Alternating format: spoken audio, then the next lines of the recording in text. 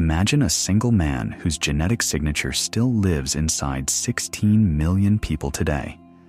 Not a metaphor, not a poetic exaggeration, a measurable biological fact traced through bloodlines that survived fire, steel, and time.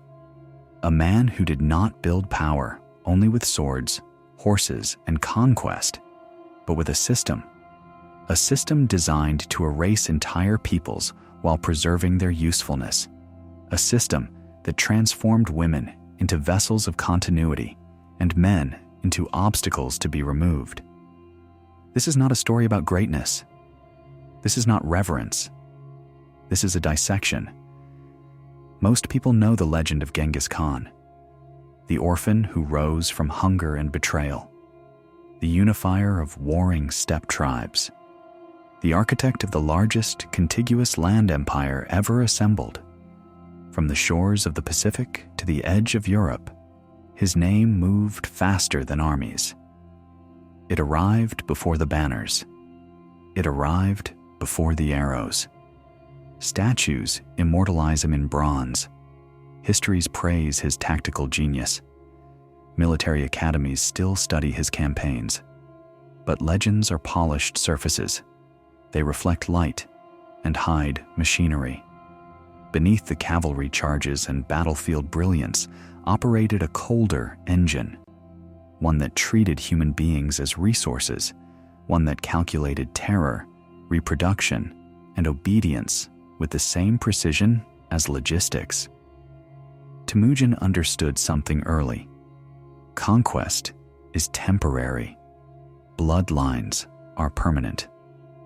Before he was Khan, before empire, he tested this truth on his enemies. When the Tatars, responsible for poisoning his father, were finally cornered, his order was chillingly specific. Every male taller than the height of a wagon axle was to be executed. Not soldiers, not warriors. All males.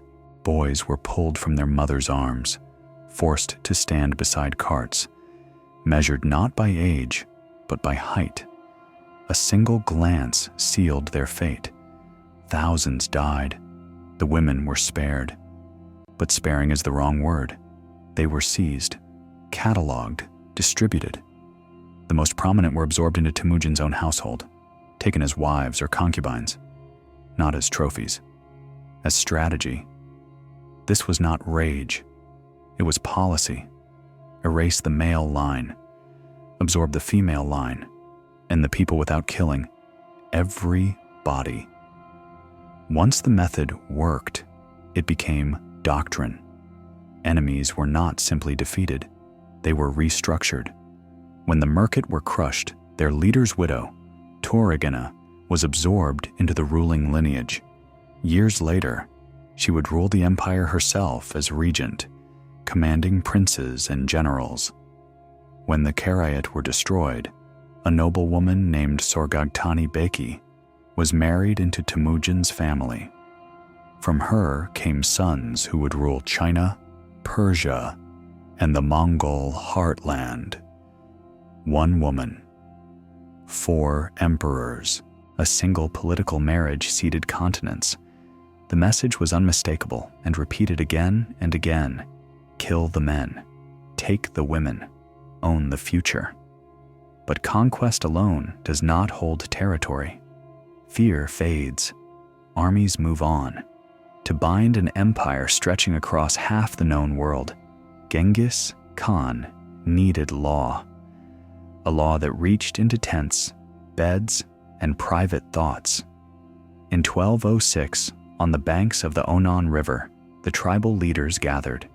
Temujin stood before them and was proclaimed ruler of all Mongols. With the title came a code known as the Yassa. It was not written for the people, not displayed, not debated. It was secret, known only to the Khan and his inner circle, but enforced in public with absolute finality. The Yassa demanded loyalty, discipline, and submission.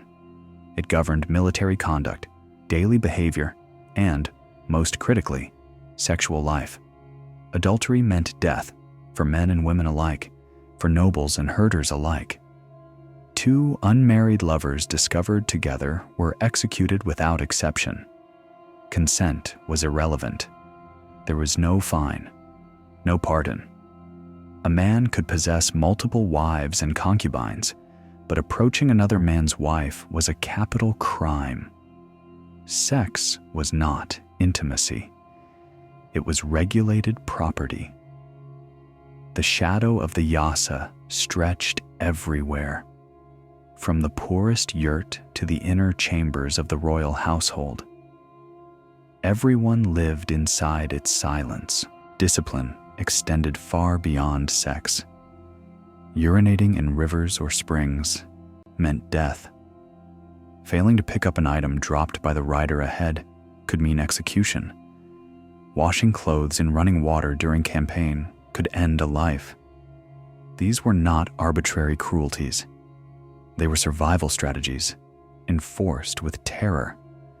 Polluted water could destroy an army faster than swords. Disorder could kill thousands. Fear made obedience automatic. The Yassa transformed tribal warriors into interchangeable components of a single machine. A machine capable of moving, fighting, and killing with terrifying efficiency. Inside the Khan's own household, the system reached its most refined and disturbing form. 4 principal wives stood at the apex.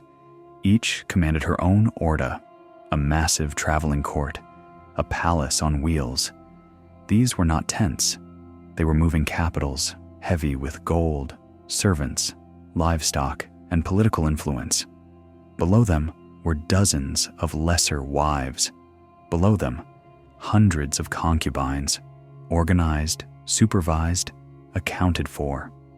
Some estimates suggest that Genghis Khan personally controlled around 500 women. They were not idle. They advised, they negotiated, they managed wealth, and above all, they produced heirs. This was not romance. It was manufacture.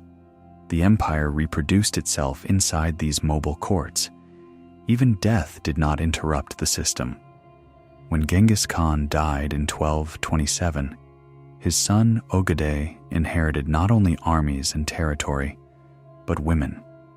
His father's wives became his responsibility. This was levirate marriage, an ancient steppe tradition elevated to imperial law.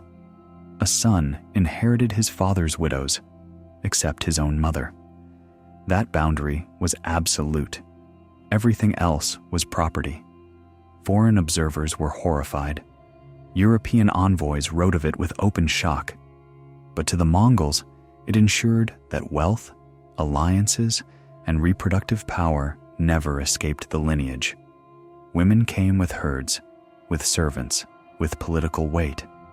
Levirate marriage locked all of it inside the clan, and once absorbed, women could be redistributed again, given as rewards to loyal generals. Property changing hands. The cycle continued across generations, fathers to sons, power flowing inward. Then came the wars of annihilation. When the Khwarezmian Empire defied Mongol authority in 1219, the response was not war as the world understood it. It was extermination as warning. Cities that resisted were erased methodically. First, the population was driven outside the walls. Artisans, engineers, scribes, anyone useful, were separated and spared. They were taken east to strengthen the empire. Then the women and children were seized, distributed among the soldiers. What remained was humiliated, then killed. Contemporary chroniclers describe mass sexual violence carried out in public, not as indulgence, as weapon. Husbands forced to watch, communities broken deliberately. Cities like Bukhara, Samarkand, Urgench, and Nishapur became messages written in blood: submit early or vanish. Over time, The banners fell, the palaces dissolved, the empire fractured, but something endured. In 2003, geneticists studying Y chromosome data across Asia identified an anomaly. A single paternal lineage, nearly unchanged, present in roughly 8% of men across the former Mongol world. Globally, that equates to around 16 million men alive today. The data could not name the ancestor. Genetics does not record titles or legends, but history narrows the field.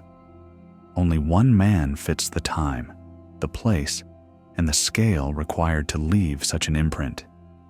A ruler whose system turned conquest into inheritance. Empires collapse, cities burn, chronicles fade, but genes persist. Hidden inside living bodies lies the final dominion of Genghis Khan, not carved in stone, not written in law, but encoded in blood. A legacy that cannot be overthrown, only carried, silent, enduring, unforgiving.